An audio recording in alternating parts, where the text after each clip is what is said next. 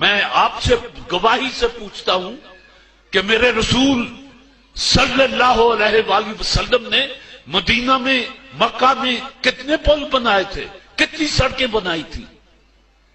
کوئی پل نہیں بنایا، کوئی سڑک نہیں بنائی۔ کیا بنایا؟ قوم بنائی۔ جب قوم بن جاتی ہے پل خود بن جاتے ہیں، سڑکیں خود بن جاتی ہیں۔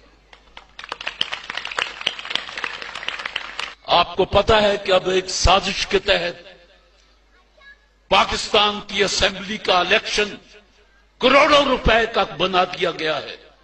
جس کی جیب میں کروڑوں ہیں وہ الیکشن لڑ لے۔ طارق عزیز تو نہیں لڑ سکتا، چاہے ساری عمر گلا پھاڑتا رہے۔ 5 سال کے بعد یا جب بھی وقت آتا ہے، آدھے ادھر آ جاتے ہیں، آدھے کرسیوں پہ بیٹھ جاتے ہیں اور یہ بے مغز باتوں پر شور مچاتے ہیں۔ یہ آدھے ادھر والے، اس لیے کہ ان کا کام ہی شور مچانا ہے۔ ادھر والے تسلی دیتے رہتے ہیں ہار پھول پہن کے کہ اگلے سال ہم یہ کر دیں گے، اس کے اگلے سال یہ کر دیں گے، اور دیکھو ہم نے یہ کیا تھا گے ہے نہیں کہیں ان کے پاس۔ یا تو تھا اور ان کی اپنی طرز زندگی۔ ہائے آج عطا اللہ شاہ بخاری یاد آتا ہے، اس کو جب کہا گیا کہ مسلم لیگ میں آ، اس نے ایک بات کہی، اور درویش کی بات کتنی سچی تھی۔ اس نے کہا جو لوگ اپنی یہ 2.5 من کی لاش پر اسلام نافذ نہیں کر سکتے، وہ یہ 15 کروڑ انسانوں پر اسلام نافذ کریں گے۔ یہ عطا اللہ شاہ بخاری مرحوم ملتان میں آسودہ خاک ہیں، یہ ان کا کہا ہوا فکرہ ہے۔ میرے رسول صلی اللہ علیہ وآلہ وسلم نے ایک ارشاد فرمایا تھا، یہ حدیث نبوی ہے کہ دیکھو اپنے درمیان طبقات پیدا نہ ہونے دینا ورنہ تباہ ہو جاؤ گے۔ ہم نے لیاقت صاحب اپنے درمیان طبقات پیدا کر لیے، دولت کے اعتبار سے بھی۔ ایک طبقہ جو خط غربت سے نیچے چلا گیا، دوسرا طبقہ جن کو پتہ ہی نہیں ان کے پاس کتنا ہے۔ طبقات، تعلیمی نظام 4-4، 5-5، اس 7,96,095 مربع کلومیٹر جس کو پاکستان کہیں، یہاں 5-5 نظام تعلیم چلے، قوم کیسے بنتی؟ وہ یگانگت کیسے آتی؟ وہ یکجہتی کیسے پیدا ہوتی؟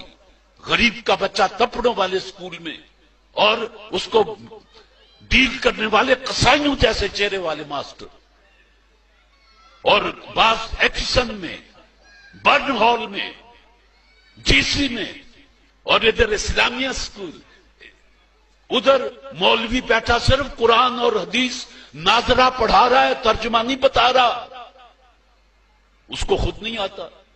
یہ زبان سے لا الہ کہہ دینا، اقبال کہتا ہے کچھ نہیں، دل و نگاہ مسلمان نہیں تو کچھ بھی نہیں۔ تو جن کو پتہ ہی نہیں وہ کیا پڑھ رہے ہیں، تو اس سے زیادہ قرآن کی بے حرمتی آپ اور کیا کر سکتے ہیں کہ 5 وقت پڑھتے ہیں، کوئی پوچھے کیا پڑھ کے آیا ہے، آپ کہیں کہ یار قرآن پڑھ کے آیا ہوں۔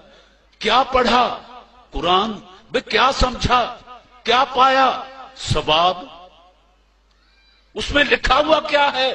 اللہ جانے۔ جیدی کتاب ہے وہ تو جانتا ہی ہے، اللہ جانے۔ لیکن میں ایک غلط فہمی آپ کے ذہن سے نکال دوں کہ دنیا کے جدید علوم میں سے صرف 30% علوم ایسے ہیں جن کی وارث انگریزی زبان ہے۔ ایشیا کا کوئی ملک ایسا نہیں جس کی قومی زبان انگریزی ہو، لیکن 30% علوم ایسے ہیں جو انگریزی زبان میں ہیں، باقی جرمنی میں ہیں، فرینچ میں ہیں، چائنیز میں ہیں۔ آپ جرمنی میں جا کے انگریزی بولیں، وہ آپ کا منہ دیکھنے لگتا ہے جیسے ہمارا چک 37 کا بندہ ایسے بندے افسر کا منہ دیکھے جو انگریزی بول رہا ہو، وہ اہم کر کے دیکھتا ہے کہ بول رہے ہیں۔ پتہ چلا کہ ابتدائی تعلیم بچے کو اس کی مادری زبان میں دی جانی چاہیے۔ یہ UN کا تھیسس ہے، میرا نہیں۔ علم مومن کی گم شدہ میراث ہے۔ لیکن ایک بات کہہ دوں، اپنی زبانوں کے کو